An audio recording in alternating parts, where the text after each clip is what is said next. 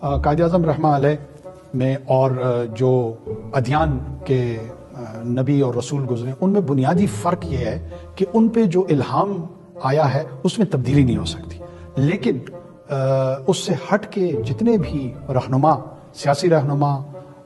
Social thinkers آئے ہیں، وہ حالات اور سرکمسٹانسز میں آنے والے وقت میں جو دوسرے لوگ ہوتے ہیں وہ اس پہ سوچ بچار کرتے ہیں، اور اگر کہیں پہ کنسٹرکٹیو انپٹ کی ضرورت ہوتی ہے، تبدیلی کی ضرورت ہوتی ہے تو وہ لائی جا سکتی ہے اور آ سکتی ہے۔ پابندی نہیں ہے قائد اعظم کی اس پوزیشن پہ چینج ہونے کی۔ اگر پاکستان کا پارلیمان، پاکستان کی تمام سیاسی جماعتیں اس رہنما اصول پہ غور و فکر کرتے، پاکستان کی انٹیلیجنشیا اس پہ سوچ و بچار کرتی ہیں اور قائد اعظم کے جس نتیجے پہ پہنچے ہیں اس کے ادروائز پہنچتے ہیں، تو یہ کوئی کفر کے زمرے میں نہیں آتا، یہ ہو سکتا ہے۔ امریکہ کے اندر سب سے تکڑی لابی اسرائیل کی لابی، امریکہ کے اندر سننے کے میں نے بیان کیا دیا، اور پاکستان میں پرائم منسٹر ہوتے ہیں۔ Pakistan has a very straightforward position and it was founder of Pakistan, Quaid Azam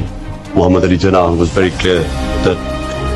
there has to be a just settlement, a homeland for Palestinians